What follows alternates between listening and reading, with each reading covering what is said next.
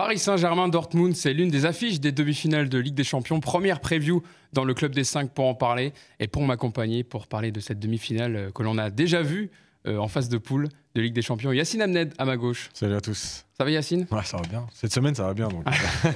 Il a le sourire Yacine. Je pense que vous l'avez déjà vu ce visage, ce sourire dans une autre émission que peut-être on l'anime ensemble de temps en temps. Walid Acharchour à ma droite. Salut Hugo, salut Yacine, c'est vrai que ça fait très Paris United. Bah écoute, merci d'être là Hugo, t'as pas l'habitude d'animer, mais c'est toujours avec plaisir. On avait animé une émission ensemble. Exactement, avec Mathieu Lacour. Avec Mathieu Lacour, un très bon podcast à conseiller. Et, je suis très content d'être là parce que voir cette affiche-là, PSG Dortmund, c'était vraiment pas une affiche qu'on aurait pu pronostiquer en début de saison. Et il y a pas mal de choses à dire. Est-ce que le PSG est ultra favori? Ça va être intéressant. Est-ce que lundi, on se disait pas plutôt qu'on allait avoir un Barça Atlético, une affiche de Ligue 1 pour les demi-finales de Ligue des Champions? On partait plus là-dessus, ouais. Voilà, c'est pour ça que ça va être intéressant d'en parler, parce qu'il s'est passé des choses dans ces matchs retour, le Paris Saint-Germain et Dortmund, qui ont renversé la situation lors des matchs retour. Le Paris Saint-Germain, c'était face au Barça au stade de Montjuïc, 4-1, victoire finale. Le Borussia Dortmund qui partait avec une défaite 2-1 à l'aller, qui a remonté au Signal Iduna Park avec une victoire 4-2. Et donc c'est un affrontement intéressant qui nous attend. Walid, pour démarrer, ces deux équipes qui se connaissent bien, le PSG et Dortmund, on l'a dit, elles étaient en poule ensemble cette saison. Il y avait une victoire 2-0 au Parc au match aller. Un match plus difficile au retour avec un match nul un partout. Paris est passé à deux doigts de se disqualifier de la Ligue des Champions. Comment tu vois cette affiche? Comment tu l'as ressenti au moment du verdict? On a appris cette information avec quand même pas mal de... C'était une bonne nouvelle pour le Paris Saint-Germain, parce que si on nous avait dit, je répète, mais en début de saison que le PSG allait jouer Dortmund en demi-finale, je pense que tout le monde aurait signé. Et ça ne veut pas dire que c'est un manque de respect envers Dortmund. Je pense que Dortmund peut-être se dit aussi la même chose de son côté. Et puis surpris, parce que comme tu l'as dit, on s'attendait après le match aller, même si Dortmund avait un vrai spot à jouer avec ce 2-1 qui aurait pu se transformer en 3-0 à un moment donné à l'aller, et derrière ils ont réussi à capitaliser là-dessus, mais du côté du PSG on attendait de voir comment ça allait se passer. Et tu l'as dit, ce PSG Dortmund nous rappelle ce qui s'est passé en phase de poule, où le match aller avait été très maîtrisé de la part du PSG, avec une équipe de Dortmund très décevante, notamment offensivement, qui était arrivée avec un plan très restrictif. Au match retour, c'était très différent, surtout que c'était un match coup près déjà pour le PSG, un 16e de finale, parce que, comme tu l'as dit, s'ils perdaient ce match-là, et avec le résultat de Newcastle-Milan, ils pouvaient se faire éliminer, et ils ont été menés 1-0. Même si, attention, dans ce match-là, le PSG se procure beaucoup de situations. C'est un vrai match de ping-pong, un vrai match de Bundesliga. Et puis si on regarde un petit peu dans le rétro aussi, tu as ce match... ce 8e de finale avec le but de Neymar et le but de Cavani au Parc des Princes Covid, où le PSG avait joué une équipe de Dortmund, le match aller avec Erling Haaland. On se souvient de la célébration. La célébration, ce fameux plafond de verre qui avait été dépassé de la part du Paris Saint-Germain, parce qu'avant ça il y avait eu beaucoup de 8e de finale. Donc il y a une petite histoire qui commence un peu à... Bon, c'est pas Bayern Real Madrid, c'est pas un classique de la Ligue des Champions, mais on a quand même 2-3 références sur cet affrontement sur les dernières années quand même, et c'est souvent en faveur du Paris Saint-Germain quand même. C'est vrai que c'est intéressant, Yacine, parce que c'est deux équipes qui se connaissent, du coup, finalement. J'ai même vu des déclarations des dirigeants de Dortmund, des joueurs qui disaient on sait comment joue cette équipe, on a su les mettre en difficulté au retour, il faudra servir de ça, et on n'a pas peur, surtout. Ouais, après, c'est vrai que le contexte du match retour de la phase de poule, il est vraiment très spécial, parce que c'est une dernière journée, parce que Paris est même éliminé, je crois, pendant une dizaine de minutes. Ouais. Enfin, éliminé. Sorti de la Ligue des Champions. Pas éliminé. Oui, il aurait été en Ligue Europa. Voilà, renversé en Ligue Europa. Mais effectivement, il y avait... Il y a pas antagonisme, mais depuis 2020, avec la célébration d'Haaland et tout, il y a un petit truc qui se passe entre le PSG et Dortmund.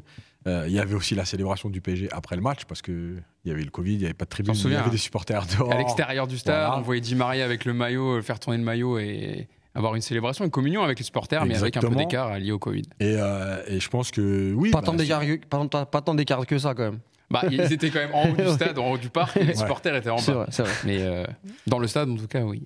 Mais oui, c'est deux équipes qui se connaissent, c'est deux équipes qui même si, on va le dire au fur et à mesure, mais Dortmund a évolué depuis la double confrontation, mais le PSG aussi, finalement, parce que dans dans le développement de l'équipe, dans la progression de certains joueurs. C'est plus le même PSG non plus. Maintenant, Dortmund, on sait aussi qu'il y avait ce truc. Bon, les Allemands aiment beaucoup cette confrontation avec le Qatar, parce qu'avant le match retour, justement, il y avait un peu cette animosité. Si on pouvait sortir le Qatar, en gros, l'histoire du football business, l'argent. Bon, on sait que les Allemands sont friands de ça. Donc, il y a cette petite rivalité qui amène un petit plus. Et puis la surprise, malgré tout, comme le disait Walid, d'arriver sur une demi-finale, alors qui n'est pas un scandale parce que les deux équipes l'ont mérité, mais qui est quand même une surprise. D'une part parce qu'on avait dit que c'était une poule très faible et que tu as 2 équipes sur les 4 qui sont en demi-finale. Et ensuite parce que après le tirage au sort, on imaginait quand même plus, et notamment après les matchs allés, que ce seraient les 2 équipes espagnoles qui s'affronteraient. Après, globalement, avant le tirage au sort de la poule, on avait dit que c'était une poule très très homogène, la poule de la mort, la plus compliquée.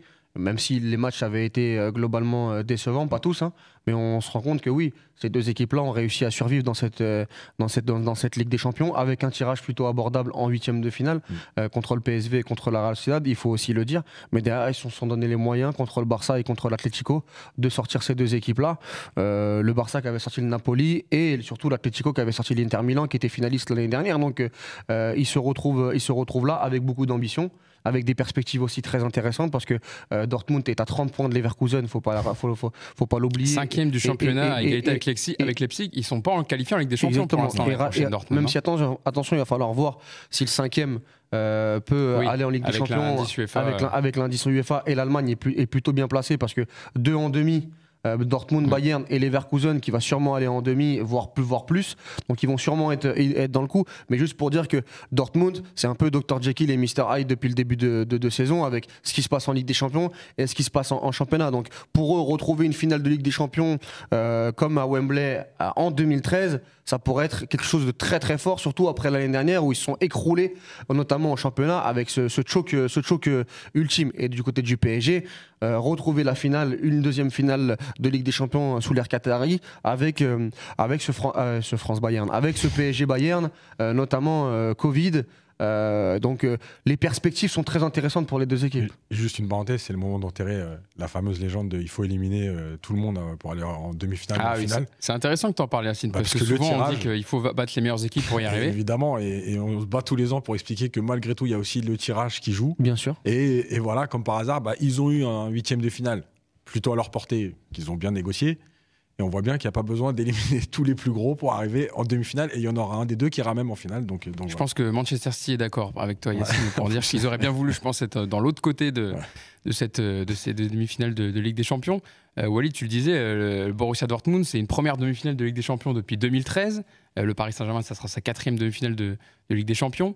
Mais par rapport aux dynamiques des 2 équipes, Yacine, est-ce que la défaite est interdite pour le Paris Saint-Germain à ce niveau-là de la compétition, en étant tout proche de retrouver la finale après celle face au Bayern Munich en 2020? Mais oui, je suis obligé de répondre oui, parce que c'est Dortmund, et avec tout le respect qu'on a pour Dortmund, qui a un plus grand palmarès européen que le PSG, qui est un grand club allemand, historique, etc.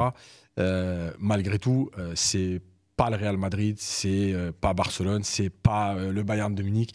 Donc, pas City. C'est pas City. Et évidemment que il y a toujours ce truc de se dire ce PSG en reconstruction, des jeunes, une nouvelle image, une nouvelle idée de ce que doit être le club. Mais une fois que tu arrives en demi-finale déjà et que tu affrontes Dortmund, mais évidemment qu'au fond de toi, tu te dis que la défaite est interdite, et c'est ce qu'on disait sur le tirage avant.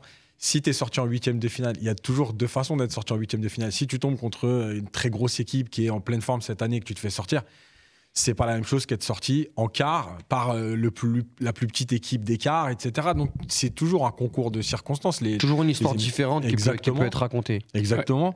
Et donc je pense que oui, dans l'absolu, mais il faut le dire aussi tout de suite, c'est que je pense que du côté de Dortmund, on pense exactement la même chose. C'est-à-dire que ce PSG-là, dans cette configuration-là, et quand tu vois les équipes qu'il y a de l'autre côté, ils doivent se dire aussi, c'est quand même une grande chance d'aller en finale pour nous, et on préfère être de ce côté du tableau, et c'est peut-être la meilleure chance pour nous d'aller en finale. Après, dans le rapport de force, là où je suis moins d'accord avec Yacine, c'est que pour moi, Dortmund arrivé en demi-finale de Ligue des Champions, dans ces conditions-là, dans cette saison-là, avec ce final contre l'Atlético, qui pour moi a été le meilleur match des quarts de finale, ce match retour.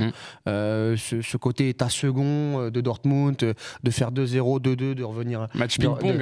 Et de gagner 4-2, ça peut faire 5-2, 5-3. Morata rate des occasions. Morata qui en loupe une énorme au début du match. Etc. J'ai l'impression qu'on est plus sur l'équipe fin de parcours. Quand je dis fin de parcours, c'est que déjà ce qu'on a accompli en Ligue des Champions par rapport à ce qu'on vit en championnat, c'est déjà quelque chose de grand. Du côté du PSG, moi, j'ai le sentiment contraire. C'est que le PSG, de par leur saison qu'ils font, c'est-à-dire premier du championnat, ils vont sûrement, en tout cas, ils sont favoris pour gagner une Coupe de France contre Lyon. Les investissements aussi sur le début de saison, la valeur de l'effectif, Kylian Mbappé, où tu te dis, là, il y a une marche en plus à aller chercher, obligatoire, parce que tu as tout qui est fait pour. Alors que Dortmund, j'ai un peu le sentiment de l'équipe. Alors oui, peut-être que le PSG aussi n'était pas prévu pour aller en demi-finale cette saison. En tout cas, tout le monde ne le disait pas. C'était pas unanime comme d'autres équipes.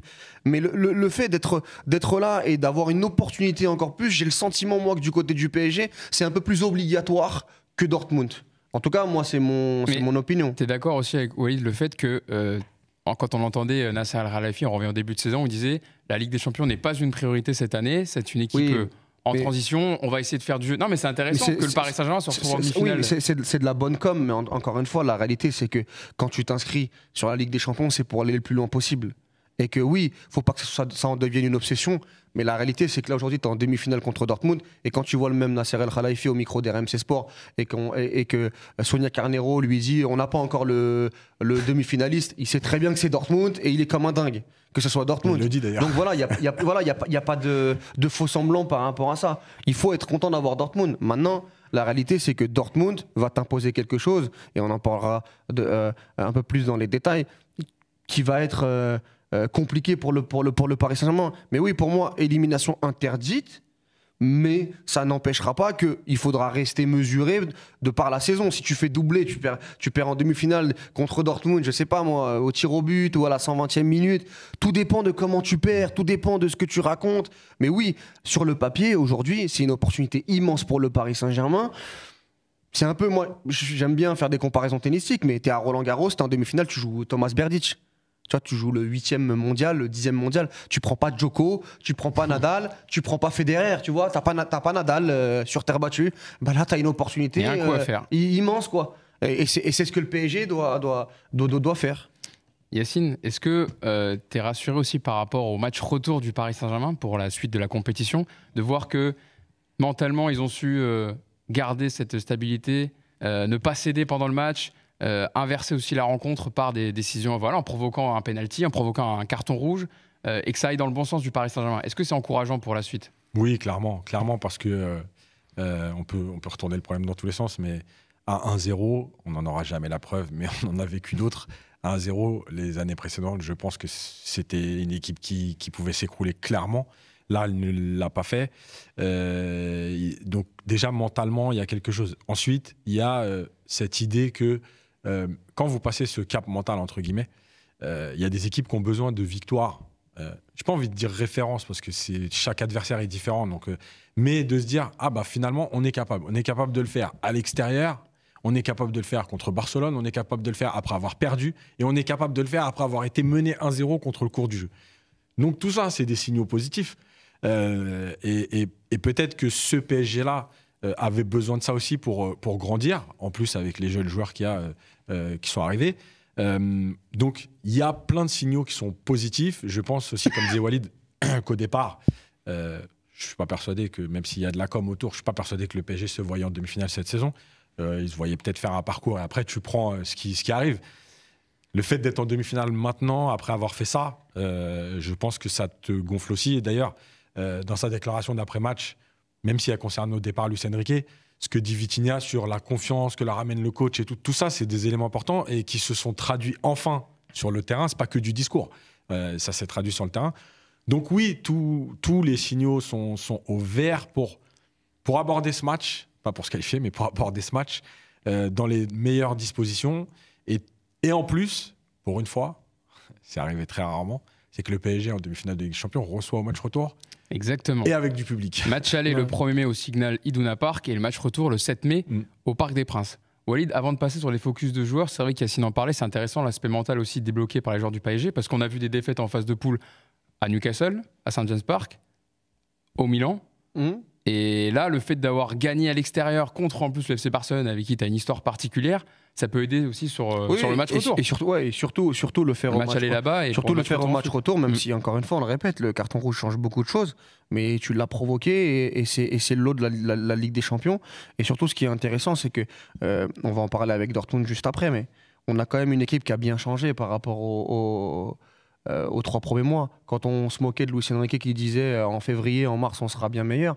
Aujourd'hui, tu as retrouvé un back four qui a de la gueule. Nuno Mendes, Lucas Hernandez, Marquinhos et Hakimi, avec un Marquinhos qui sort grandi ça va lui faire du bien aussi à Marquinhos, de ce match retour et peut-être lavé de cette dynamique qui était quand même très très compliquée dans les gros matchs pour lui. On a un Vitinha qui est passé de numéro 8 à numéro 6, donc avec un peu plus de qualité technique, et on a un trio devant qui s'est trouvé avec Barcola, Dembélé et Mbappé. Et on a une équipe qui, tu l'as dit, mentalement, c'est aussi construit sans Kylian Mbappé. Parce que ils ont montré qu'avec un Kylian Mbappé soit absent comme au match aller, soit muselé au match retour, qu'il y avait des joueurs qui pouvaient avoir la personnalité de, sur un soir, sur 2 soirs, de faire la différence. Donc ça, c'est quand même des signaux positifs, et tu as une équipe qui est entraînée. Et ça aussi, c'est quelque chose de positif. Et sur une semaine, entre le PSG et Dortmund, même si, attention, moi, vraiment, le facteur retour est très important. Le facteur retour au parc. S'il y avait eu retour au Signal Iduna Park, je serais un peu moins confiant. Parce que le Dortmund est capable, il l'a montré dans son histoire, qu'il pouvait se passer quelque chose contre n'importe qui dans son stade. Le mur jaune. Même si, attention, il y en a qui diront aller-retour. En 2013, quand ils mettent 4-0 avec 4-1 ou 4-0 avec le quadruplé de Lewandowski contre le Real Madrid de Mourinho, personne ne l'imaginait. Et c'était à l'aller et ils sont qualifiés quand même. Au retour, ça a suffi. Donc même à l'aller, il faudra être prudent. Mais ils peuvent faire ce type de match dans un état second qu'aujourd'hui, je ne sais pas si le Paris Saint-Germain est capable de contenir, comme beaucoup d'autres équipes. Surtout qu'ils ont un secteur offensif, on en parlera après, qui est plutôt intéressant. Mais le facteur retour me fait dire que le PSG aujourd'hui a toutes les cartes entre guillemets pour aller en finale de Ligue des Champions. Après, il va falloir le montrer. Ton jeu, si tu le gardes dans la poche, à un moment donné, et que tu ne le montes pas au croupier, tu ne peux pas gagner les jetons. Belle référence au poker de Walid Acharchour. Avant de passer au focus sur Dortmund et voir de qui vous méfiez dans cette équipe, l'équipe d'Edin Terzic, côté PSG, Yacine, est-ce qu'il y a un joueur que tu veux ressortir de ces quarts de finale en ce moment, peut-être Vitinha dont tu parlais, qu'il faudra suivre particulièrement dans cette demi-finale? Ouais, je pense que, évidemment, Vitinha, parce qu'il a pris une vraie dimension dans le jeu collectif du PSG, dans l'animation, mais aussi à la finition, parce qu'il marque sur les 2 matchs. C'était son 9e but de la saison, ouais. Et il en a marqué 5 de l'extérieur de la surface. Voilà, donc il marque sur les 2 matchs et des buts très importants, des buts qui comptent. Donc évidemment, mais je pense que avant toute chose, ce qui est sorti du quart de finale, c'est quand même que les individualités ont brillé grâce au collectif, et ça, c'est quand même quelque chose de différent. Avant, c'était les individualités qui tiraient le collectif ou qui faisaient briller le collectif, entre guillemets, ou en tout cas les résultats. Là, c'est le collectif qui a permis... les résultats. Voilà. C'est le collectif qui a permis à certains joueurs de briller. Et j'ai envie de dire aussi, malgré tout, parce qu'on est obligé d'en parler, c'est qu'un autre facteur, c'est le match de Kylian Mbappé, parce que, évidemment, on l'a déjà dit ici, il n'a pas fait un grand match, mais il a fait un match intelligent, intéressant, collectivement, dans sa façon de fixer la défense, dans sa façon de gêner la première relance, mais choisi, c'est-à-dire qu'il gênait plutôt Koubarsi. Il a dézonné un peu, mais pas en exagérant, en s'écartant complètement, même s'il a manqué de présence sur certains, notamment en première mi-temps, sur certains ballons. Ouais, il y avait beaucoup de centres de la part de Barcola, de Dembélé. En tout cas, il y avait des possibilités, mais ça manquait de présence. Et pour moi, il y a un paramètre très important sur Mbappé, c'est que je pense que c'est le tour où il a le moins de pression. Alors pourquoi ? Parce que je pense que ce qui s'est passé au Barça et ce qui se passait autour, notamment du match contre le Barça, qui est un tour stratégique, le quart de finale, c'est un peu comme quand on parle des compétitions, notamment, tu sors, on avait parlé beaucoup avec la CAN, tu sors en huitième, le huitième de finale, dans le bilan que tu fais de ta compétition, il est très très dur. Après les poules, il est très dur. Il n'y a rien, il se passe Il est rien, très dur. Et quand tu arrives en demi-finale, le bilan, il est quand même très très différent. Tu es sorti en demi-finale, tu as quand même donné 5 matchs de grande qualité, en tout cas des émotions à tes supporters. Là, aujourd'hui, moi je pense que par rapport à la supériorité qu'il peut avoir sur les défenseurs de Dortmund est beaucoup plus fort qu'avec un Luis Araujo, un Ronald Araujo par exemple, ou avec des prises à deux de Koundé ou d'Araujo. Et surtout, je pense que sur le facteur demi-finale, sortir en quart de finale contre le Barça avec un Mbappé qui est défaillant, il y aurait eu beaucoup de critiques. Là, il y en aura quand même après la demi-finale, bien évidemment. Mettez en demi-finale et c'est quand même différent. Il y a un... On est en demi, on relâche un peu, on est en demi, on a beaucoup de confiance, on a donné, on a été gagné 4-1 au Barça. On y va, moi je pense, avec beaucoup plus de personnalité, beaucoup plus de certitude. Et par exemple, je pense qu'il aura beaucoup plus de pression en finale contre le Real Madrid, avec tout ce qui va se passer autour, etc. Donc je pense, moi, que c'est le tour où on va voir, en tout cas j'estime, le plus grand Mbappé. Parce que déjà, je pense que sportivement, il peut tirer son épingle du jeu beaucoup plus facilement. C'est une équipe qu'il connaît, c'est une équipe qui va donner des espaces, c'est une équipe qui, aujourd'hui, individuellement, il peut faire très très mal. Donc ce paramètre-là est aussi à prendre en compte pour moi. Est-ce qu'il y a un autre joueur sur lequel tu voulais insister, Walid? Moi, du côté de Dortmund, non, côté PSG. Côté PSG, tout a été dit. Eh ben, alors passons à Dortmund. Les joueurs d'Edin Terzic, donc, qui sont 5e du championnat, mais qualifiés pour les demi-finales de Ligue des Champions, qui viennent de sortir l'Atlético de Madrid, qui ont battu le Bayern Munich récemment, fin mars, victoire 2-0. Bon, qui, voilà, tu le disais, Walid, c'est Dr Jekyll et Mr Hyde, incapable après de perdre contre Stuttgart, bon, qui fait une très bonne saison. Mais il n'y a pas de continuité vraiment dans les résultats de Dortmund. Walid, un joueur qui t'effraie en tout cas, qui doit inquiéter le Paris Saint-Germain. Il y a Marcel Sabitzer qui revient bien, j'en donne quelques-uns comme ça. Julian Brandt qui a eu qui a pris le jeu à son compte hier face à l'Atlético de Madrid. Emre Can aussi qui est très important au milieu de terrain. Mats Hummels. Oui, bah, on a dit que l'équipe avait changé du côté du PSG, elle a aussi changé du côté de Dortmund par rapport aux confrontations contre le Paris Saint-Germain. Il y a le petit Madsen qui a marqué, qui est prêté par Chelsea, qui est arrière gauche. Tu l'as dit, il y a Jadon Sancho qui est arrivé aussi de Manchester United et qui s'est imposé au poste de titulaire. Il y a un Malen aussi qui a pris de l'importance, même s'il est un petit peu blessé, il enchaîne un peu les pépins, mais quand il est là, il est quand même très important. Et il y a Füllkrug en poste de numéro 9 qui a un petit peu remplacé Sébastien Haller, qui connaît une saison un peu compliquée à cause de ses blessures et à cause de la Coupe d'Afrique des Nations. Donc voilà, c'est une équipe qui est très compacte, c'est une équipe qui est très très solide. Enfin, quand je dis qui est très très solide, c'est pas forcément défensivement, mais dans ce qu'ils peuvent donner sur 20, 25, 30 minutes avec une grosse intensité. C'est une équipe où il va falloir se méfier, et avec des joueurs qui aujourd'hui peuvent donner ce type de match à grande intensité. Il y a beaucoup de présence dans la surface de réparation. Sabitzer va terminer les actions, Julian Brandt. Tu as un Füllkrug qui peut peser aussi dans les défenses. Tu as un Hummels qui est capable de faire des performances hors du commun, comme cette année contre l'AC Milan en phase de poule, ou encore une fois sur le match contre le Bayern il y a 2-3 semaines, et c'était déjà le cas face à Harry Kane, face à Musiala. Donc ils ont aussi un gardien Kobel qui est capable aussi d'être en feu. Donc oui, cette équipe de Dortmund a des arguments. Et je le répète, pour moi, c'est pas l'équipe qui a le plus de pression. Je parlais à l'instant de Kylian Mbappé, qui a peut-être en avoir moins qu'en quart de finale. Par contre, pour moi, Dortmund est une équipe qui va jouer son va-tout et qui va donner la plénitude de son football. Imparfait, mais il va falloir que le PSG fasse deux gros matchs pour se qualifier. Bah oui, Yacine, parce que c'est l'occasion de sauver sa saison. Pour le Borussia Dortmund, qui a une saison un peu galère en championnat, c'est une parenthèse dorée, ces demi-finales de Ligue des Champions. De qui tu redoutes, toi, dans cette équipe, Yacine? Je vais pas répéter ce qu'a dit Walid en termes de joueurs, mais moi, je redoute en fait à un moment donné la folie qu'ils peuvent mettre. Parce que quand on regarde, que ce soit en huitième ou en quart, à Eindhoven, par exemple, ils mettent pas cette folie-là, et il y a une première mi-temps qui est pas forcément maîtrisée, on a l'impression qu'ils sont aussi capables de se dire bon, on va d'abord subir, on va laisser venir, et puis on va évoluer en fonction d'eux. ce que faisait pas avant Dortmund. Dortmund, c'était une équipe qui, quand même, attaquait beaucoup, mais qui était capable de subir, mais qui jouait toutes ses transitions à fond, qui mettait énormément d'intensité. Cette saison, sur les 2 matchs, sur les 2 tours plutôt, il y a toujours un moment, sauf le match retour, parce que c'était spécial, ils étaient menés en plus, mais il y a toujours un moment où il y a de la gestion. Moi, ce que je redoute, c'est plus le moment où ils vont mettre cette intensité, parce que c'est je trouve, des rares équipes à pouvoir switcher d'un coup. De se dire on est capable de jouer bas pendant 25 minutes et pendant les 20 minutes qui suivent on va venir et on va tout arracher, les courses, les ballons, ça va vers l'avant.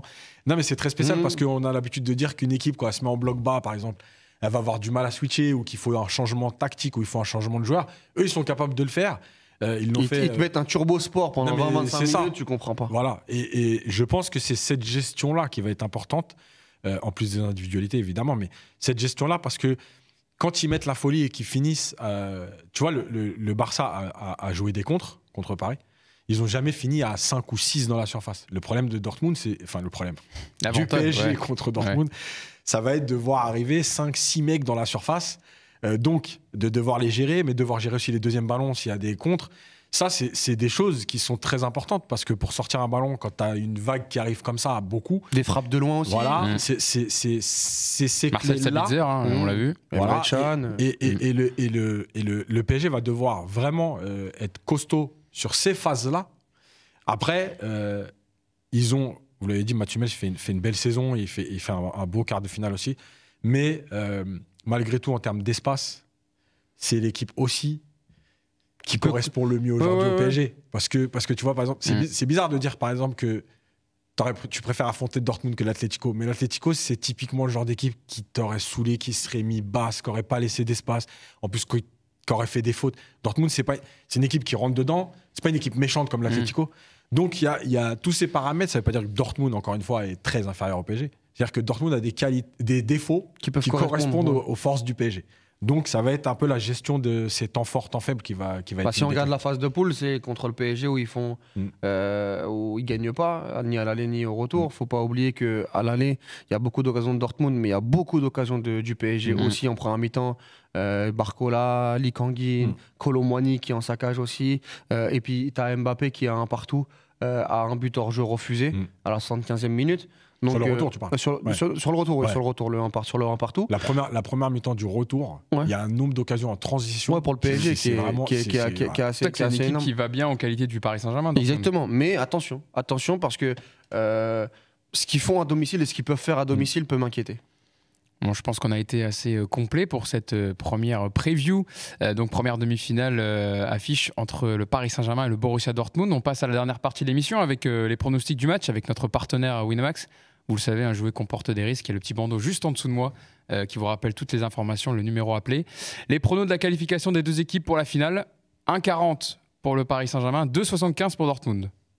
Ça reflète un peu ce que l'on dit depuis tout à l'heure, vous êtes d'accord ? Oui, ils sont globalement favoris.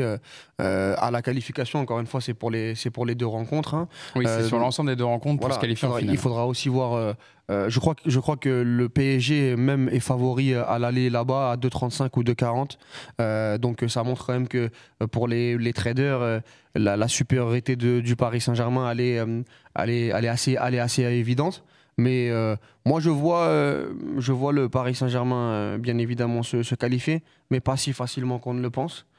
Moi, je vois Dortmund gagner à l'aller et le PSG gagner au retour. D'accord. Ouais. Je pense que Dortmund, un peu typiquement comme ce qui s'est passé avec le Dortmund d'Erling Haaland, où ils avaient gagné 2-1. Ils menaient 2-0, il me semble, et ça fait 2-1 ou il y a un partout. Je crois qu'il faudrait vérifier. Je crois que ça fait 2-1, non ? Non, ça fait 2-1, mais je te parle dans le scénario du score. Est-ce que le PSG revient à 2-1 ou il y a un partout ? Il marque, mais j'arrive je crois qu'il y a un partout. Je crois qu'il y a un partout et Erling Haaland met un but incroyable derrière. Donc je vois ce même type de match et je pense que le PSG derrière au Parc des Princes sautera le verrou et gagnera 2-3-0 au retour. Yacine, tu sens un peu les mêmes vibes que Walid ? Tu vois une défaite au match aller toi aussi ? Pas forcément, parce que je pense qu'il y aura des espaces et que Paris est capable de les utiliser. Maintenant, ça va être très compliqué au match aller, ça c'est clair. Après, toujours avoir aussi ce que les coachs... Parce que là, c'est 2 matchs en fait. Et tu calcules tes 2 matchs, c'est sur l'ensemble des 2 matchs. C'est pas juste un match et dire ouais, il faut absolument y aller.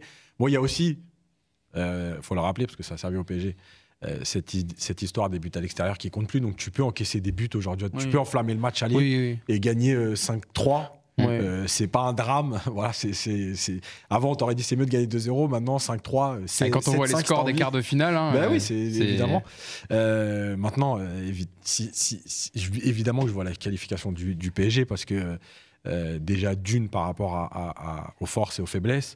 Mais aussi parce que je suis supporter parisien et si je vois pas la qualification du PSG contre Dortmund à un pas de la finale, bon, on va me prendre pour un fou. mais tu vois un match compliqué. Tu vois un match compliqué.